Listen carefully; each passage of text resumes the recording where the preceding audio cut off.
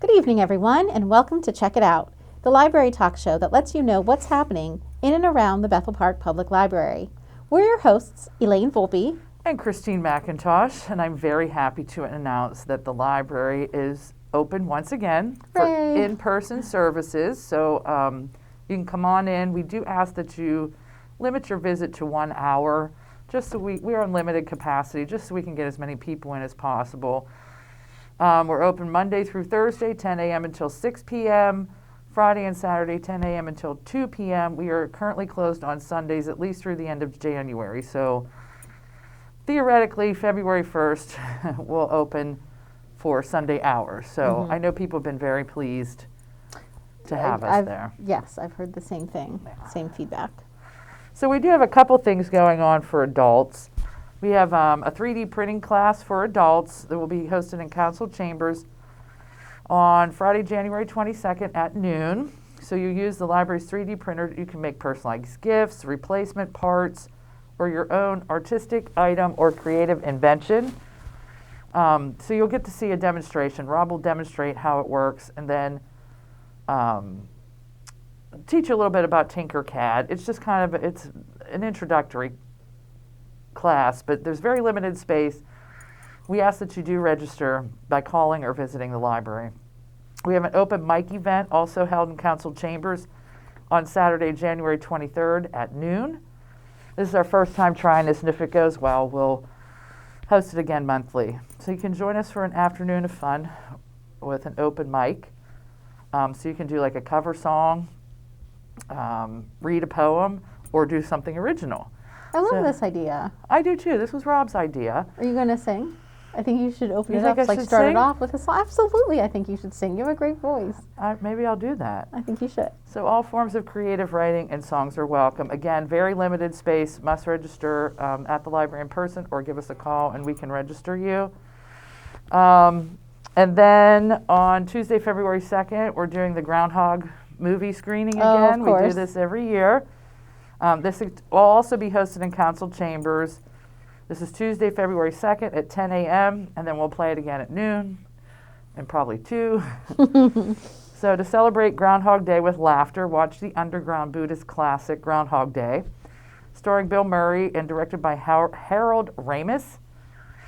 Again, limited space. We have to have social distancing, so we can have maybe 12 to 15 people in Council Chambers at a time. So we do ask that you register for movie screening as well. Also in February, just a little preview, is Adult Winter Reading program. So it'll be the 4 weeks in February. So you can read or listen to any book, no magazines, no newspapers. Don't forget about the library's ebooks, which I have been using a lot. So you can fill out and submit an entry form for each item read or listened to. This year is the first year that winter reading, you'll also be able to submit your forms. Ticket? Yeah, Your your form. ticket online. Usually we, in the winter, we make you come in. But this year, since we're never sure if we're going to be open or not, depending on what the governor or the county health department does. So for each week, there'll be a drawing of that week's entries. So we have a Panera gift card, a Target gift card, Giant Eagle, and Red Robin. Each are $25, one a week. And then our grand prize is a Victrola vintage 3-speed Bluetooth portable suitcase record player with built-in speakers. It's really cool looking. It's very retro. He always finds cool prizes Yes. to give away for this. I Very like it. retro, and it does it, the lid locks into, so it's like a suitcase. You can take it with you. That's awesome. So that, the grand prize drawing will be on March 1st. So just sign up, read, fill out an entry form. For each book you finish, you'll be entered into the weekly drawing and then also into the grand prize drawing. Let me think, is there anything else? I don't think so. Just reiterating, you can do it in person in the library or you can do it online if you don't want to come into the library. And then we are starting a new year, January. Yes. But it got me looking back at some of the best books that were published in 2020. So take a look at this. I am very excited to bring to you the 10 best books of 2020 as chosen by the editors of the New York Times Book Review. We have a children's Bible written by Lydia Millett, a novel of teenage alienation and adult complacency in an unraveling world, follows a group of 12 eerily mature children on a forced vacation with their families. But what begins as generational comedy soon takes a darker turn as climate collapse and societal breakdown encroach. This book is a prophetic, heartbreaking story of generational divide and a haunting vision of what might await us on the far side of the revelation.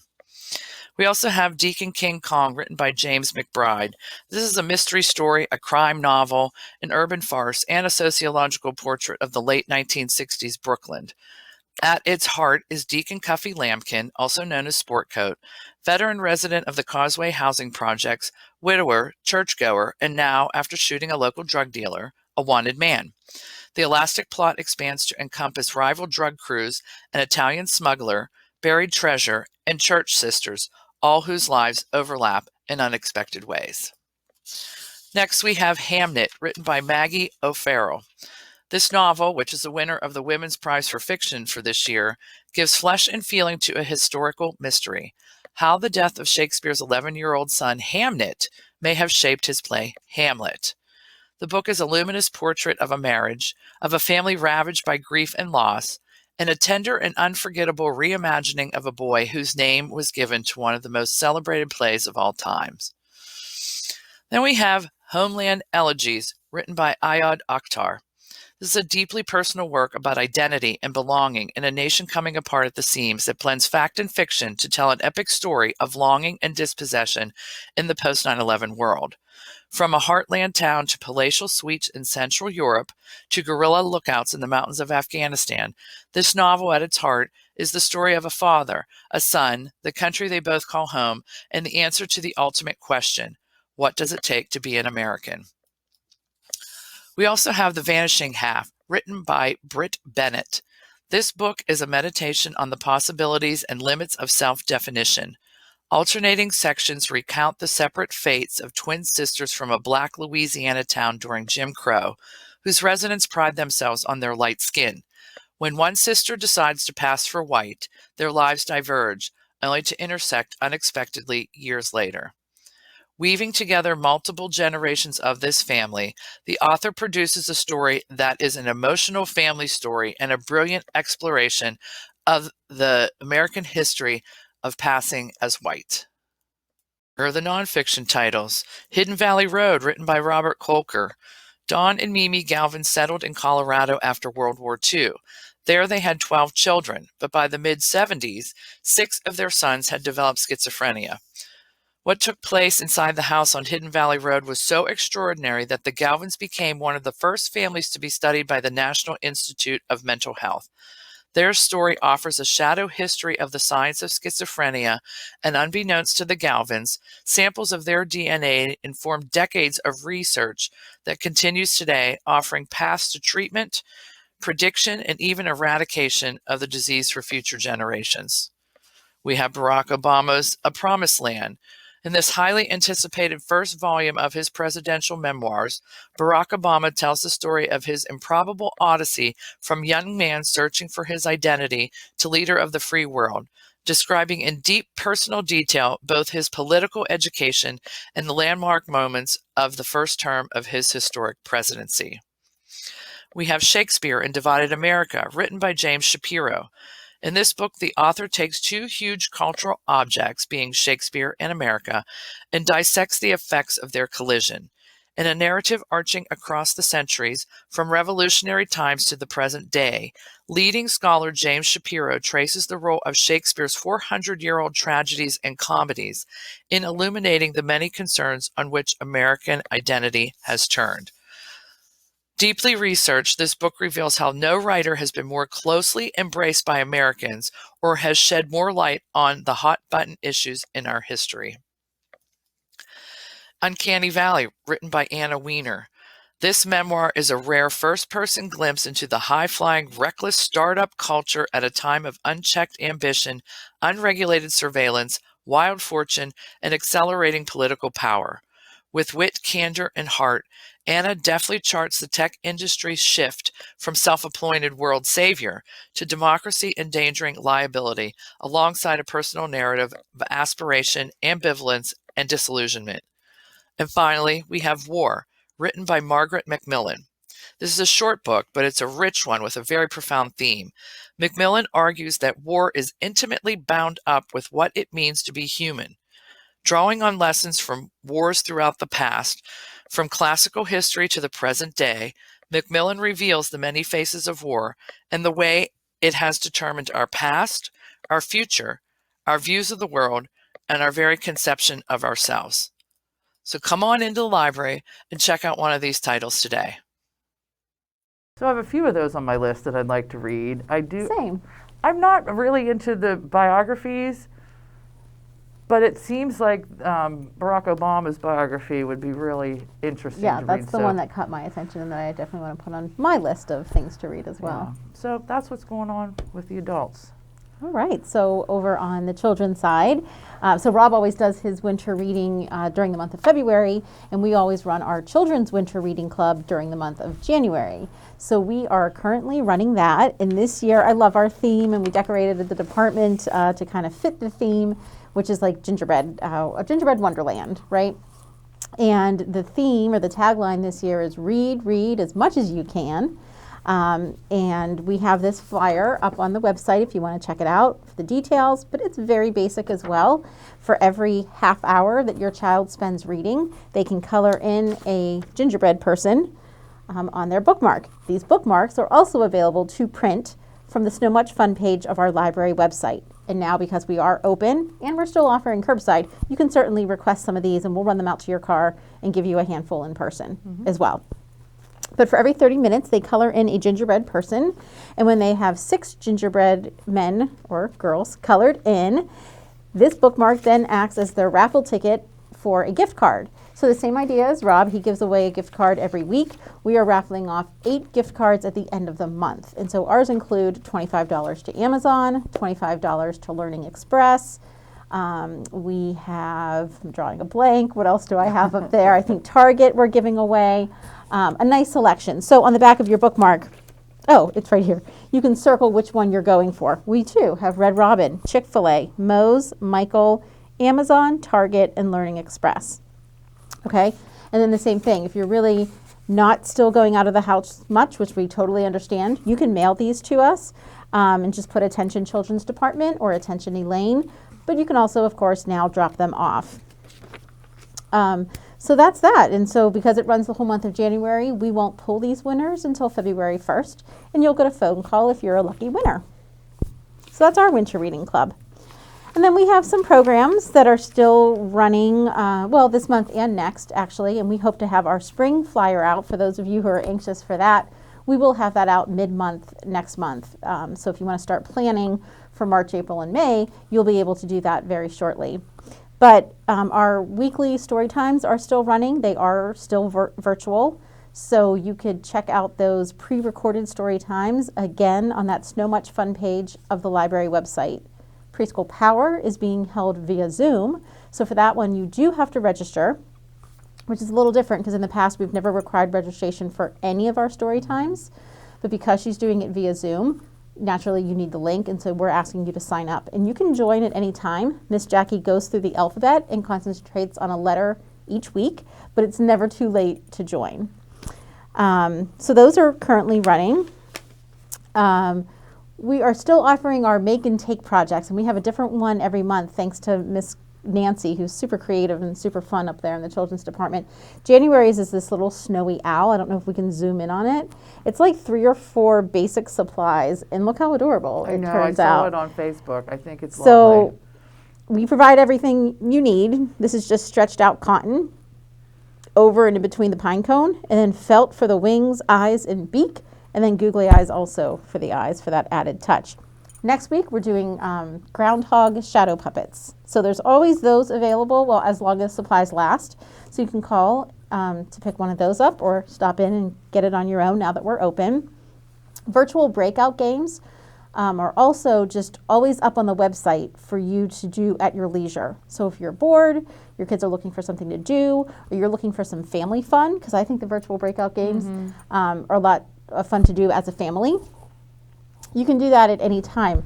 Those are also posted on that Snow Much Fun page. And then I highlighted here, let's see what we have left. Spy School is coming up for preschoolers on Wednesday, January 27th. It'll be in the afternoon at 1 p.m. and there is still room in that class. So if your kids enjoy playing, you know, like special secret agent and spy, they can go to this very special Spy School class and learn more about that. Winter Stories, there's 2 more weeks of that left. Miss Dawn is doing a nice job just reading, sharing stories and having kids retell those stories, and there's matching and there's some other activities that she has ready to go in a packet. So you can sign up for this class, and again, a Zoom link will be sent to you, but you'll also want to pick up that packet prior to the Zoom class so that you'll have the activities on hand. And I'm very excited for Read to Me, which is a new program that we're starting. You know, no matter what age, you know, especially for our little ones when you come to a story time, but even for our older kids when they come for a program, we're usually the ones reading to you, right? It's just the way it works. Well, we want to kind of switch things up and have you read to us. So for the month of January and February, by appointment, you can call and pick a time slot and choose a librarian to read to. We want to know what your favorite book is lately, if you've read anything new. We just want to see what great readers you've become. So sign up to read to one of us. It'll be like a 15 to 20 minute Zoom call. And again, that's by appointment. So you just give the library a call and we'll let you know what days and times are available. What's Cooking is also still happening. Those are pre-recorded videos as well that are then uploaded. And I have a lot of fun doing this, so I hope to continue it in the spring as well. We've made, gosh, what have I made? Lemon cake, guacamole. I think we did we did gazpacho. But I always choose a story that has a recipe in the back of the book. Or I'll choose a recipe that goes along with the book. But most often the recipes, like there's enough picture books out there. I never realized how many. There's enough picture books out there that actually include recipes in the back. So coming up, like just tomorrow, I'm taping an episode where we're going to make hot pot. Have you ever heard of hot pot? No. So it's a Chinese dish, and it's there's all different like variations, but it's popular in China, and it's just a meal that you share together, but you not only share in eating that meal, but you share in the cooking. Oh. So it's like kind of like a community gathering thing where everybody brings an ingredient and adds it to the hot pot. But I think the name of the dish is actually hot pot. It's Like soup. like stone soup. It's soup. Yep, exactly. So there's a basic broth that is made, and then you can really put anything you want in there. So that's what I'm making tomorrow. And also very exciting is that we're getting a portable kitchen. Yes, and so very soon. February, it's supposed to arrive. So Yeah, that's exciting. it'll be a kitchen on wheels. Then I'll feel like I'm really doing a cooking show. I know. You have to affect a Julia child. Oh, I accent don't know. then. I'll have to practice that. But yeah, so those are ongoing, and I continue to post those to our website as well. So check that out, especially if your kid likes to cook, and it's just something different to do. And again, I think a great family activity to engage in. O Canada is coming up on Saturday, January 23rd. Sheila, let me guess who came up with this program. Let's see. Miss Nancy Martin. Who is actually from Canada. And, if you think winters here are cold. Oh, I can't imagine. And so I dedicated, it's great because I do these bedtime stories and I have kids all over the country and other countries that like reach out to me. And so there was a family in Canada who I dedicated a story to, and then they sent me this beautiful card and had a photograph in it, and it was of the kids sled riding outside. And he said, the book that I read was, Are Your Stars Like My Stars? And it was just talking about how everybody all over the world sees colors differently, right? Mm-hmm. Is your white like my white? And he was saying, up here in Canada, we see white all the time, like 9 months out of the year. So it was a great picture. It was great to hear from them. But this class is going to focus on what winters are like up in, up in Canada. This will also be a Zoom class, so you'll want to make sure you register. But there'll be facts, videos, music, and a craft as well. And that's geared for kids in grades 2 through 4. Multicultural Children's Book Day is also coming up in January. And then we have a slew of things coming up in February as well. So again, check out our flyer that's online or give us a call and we'll let you know what's happening, what's going on lately. But other than that, I don't have Yeah, it's too been much else to talk about. A slow winter so far because with the pandemic, we just don't know if we're going to be here It's kind of like a day-to-day from thing, from one day to the next. So always check our website or Facebook or Twitter or Instagram. Mm-hmm. We try to be everywhere that we can be Yep. to let you know because And things change on we things. appreciate your adaptability and your flexibility as well. I know you miss visiting, and just trust us, we miss you just as much. So Agreed. we're all looking forward to the day where we can. Be free and open and come and stay as long as you like. Yes, yes. So, as always, if you have any questions about any of the things that we talked about on today's show, you know what to do. Go ahead and give us a call Visit our website. or stop in and see us in person, even though we now have those limited hours. You can still do that.